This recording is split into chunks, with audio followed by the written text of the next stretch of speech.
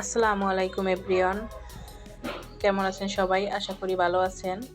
আপনাদের সঙ্গে শেয়ার করব একটি ড্রাগন নুডলস রান্নার রেসিপি। প্রথমে আমি 1 প্যাকেট ড্রাগন নুডলস নিলাম। এরপর নুডলসগুলো ভেঙে দিলাম। লম্বা একটু বেশি, তাই একটু ছোট করে নিলাম, সেদ্ধ করতে ভালো হবে। আর নুডলসটা ভালোভাবে সেদ্ধ হবে। নুডলসগুলো দেখেন আমি অল্প অল্প করে ভেঙে ফ্রিজে রাখলাম। এ পর্যায়ে আমার নুডলসগুলো ভাঙা হলে আমি একটি কড়াইতে পানি বসিয়ে দিয়েছিলাম, সেই পানিতে নুডলসগুলো দিয়ে দিলাম সেদ্ধ করার জন্য। এই নুডলসটি সেদ্ধ হতে 15-20 মিনিট সময় লাগবে, মোটা নুডলস তো। এ সেদ্ধ হওয়ার ফাঁকে আমি আবার মশলাগুলো একটা ফ্রিজে নিয়ে নিলাম।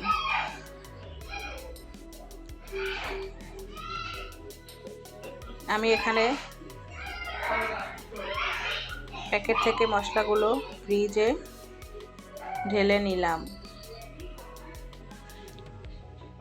আমি এখানে নুডলস রান্নার জন্য 4 প্যাকেট মশলা নিয়েছি। নুডলসে আমি 1 চামচ লবণ দিয়ে দিলাম, ভালো করে নেড়ে চেড়ে দিলাম। চুলার আঁচটা মিডিয়াম করে রেখে দিলাম। দেখেন আমার নুডলসটি সেদ্ধ হয়ে গেছে, আমি ছেঁকে নিলাম। এখন আমি একটি হাঁড়ি বসিয়ে দিলাম, এতে তেল দিয়ে দিলাম পেঁয়াজ কুচি, কাঁচামরিচ কুচি দিলাম। এবার নেড়ে চেড়ে নিলাম।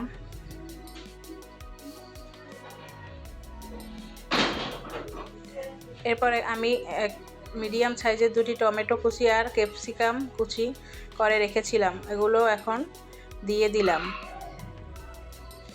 দিয়ে ভালোভাবে নেড়ে চেড়ে দিলাম। ভালোভাবে নেড়ে চেড়ে সেদ্ধ হওয়ার আগ পর্যন্ত একটু অপেক্ষা করতে হবে।